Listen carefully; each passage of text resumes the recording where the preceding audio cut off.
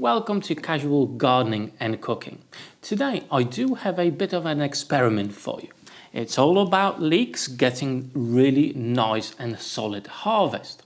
Now I've read in many places on some forums that you actually should be cutting your seedlings of your leeks so they will produce better harvest. They will be thicker, you're going to have that white part a little bit bigger.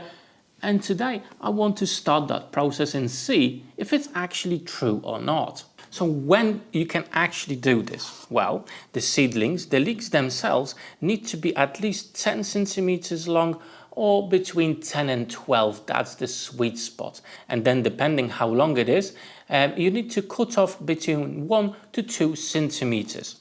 Now, if you do that, make sure the scissors you're going to be using, they've been put in boiling water so they won't introduce any diseases to your seedlings.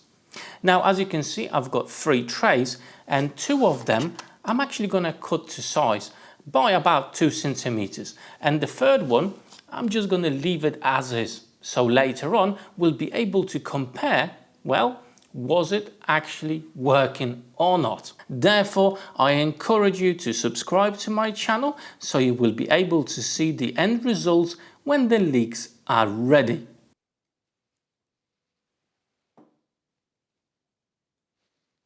And there you go, 2 trays of these leeks are cut to size, 1 is at full size. And now it's a bit of a waiting game. These will go outside probably about 2 or 3 weeks depending on the conditions outside. And again, I'm going to take you through the whole process of how that goes, how we're going to be planting them in my raised beds as well.